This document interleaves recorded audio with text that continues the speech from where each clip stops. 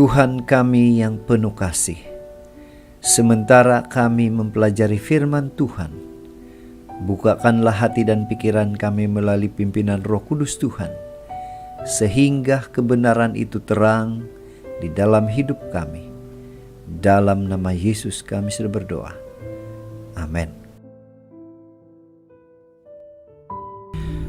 Shalom dan puji Tuhan atas kebaikan Tuhan pada setiap kita, sehingga pada pagi ini kita boleh bersama-sama mendengarkan renungan pagi yang bertajuk Imani Janji dan Cara Tuhan Bekerja.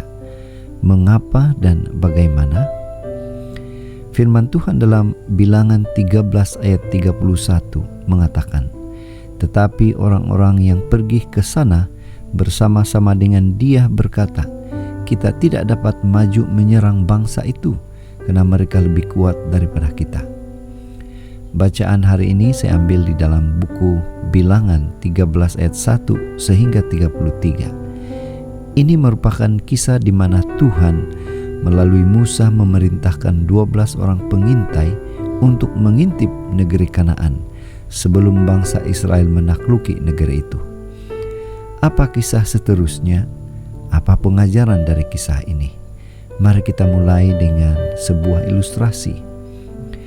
Kisah sebuah gereja di Indonesia. Seorang elder berkata, sudah 4 tahun gereja kami menyewa rumah untuk pusat belajar dan pusat pelayanan di sebuah daerah. Sebelum masa kontrak penyewaan tamat, pemilik berniat menjual rumah itu. Dia memberi kami 2 pilihan, yaitu membeli rumah itu atau menyewa rumah lain. Memang sukar mencari pusat pelayanan di daerah itu. Kami berharap dapat membelinya, namun persediaan dana kami bahkan tidak mencapai 10% daripada harga rumah. Tim pelayanan doa telah merancang dan mengambil langkah iman untuk membeli rumah itu, lalu memaklumkan rancangan itu pada jemaat. Puji Tuhan, kurang dari 2 minggu dana yang terkumpul melebihi yang kami perlukan.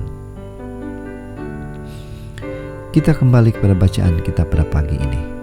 Setelah 40 hari pengintaian, mereka kembali kepada Musa dan melaporkan pemerhatian mereka.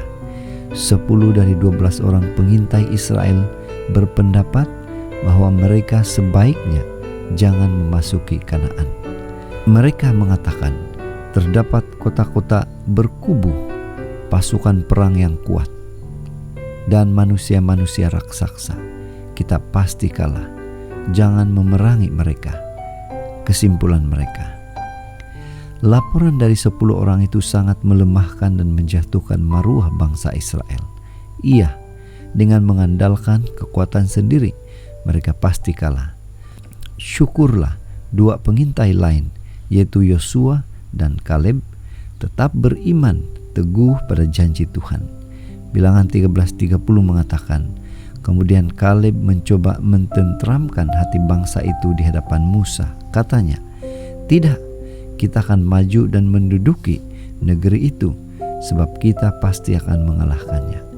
Iman mereka berkata, Tuhan pasti menolong. Karena itulah janji Tuhan. Akhirnya kita lihat cara Tuhan bekerja. Mereka hanya perlu mengelilingi Yeriko selama 7 hari dan benteng kota itu pun rubuh. Apa aplikasi renungan ini? Apakah kita adalah 10 orang pengintai itu, atau kita si Yosua atau Kaleb? Apakah kita juga meragui akan kuasa Tuhan? Ingatlah bahwa segala sesuatu tidak bergantung pada kekuatan kita. Bahagian kita adalah melangkah dengan iman, percaya, dan kita pasti akan terpesona ketika melihat Tuhan bertindak melaksanakan rancangan itu dengan luar biasa. Jadi, saudara yang dikasihi dalam Kristus, pada hari ini mari kita ingatkan diri kita. Dengan iman kita boleh membuka pintu kemustahilan pada pandangan manusia, karena Tuhan menyertai kita. Inilah doa dan harapan kita. Kita bersyukur, berterima kasih kepada Tuhan karena membuka mata iman kita untuk percaya akan janji penyertaan Tuhan yang luar biasa dalam hidup kita. Mari tetap setia, tetap semangat, tetap positif untuk meyakini akan janji dan cara Tuhan bekerja. Tuhan memberkati.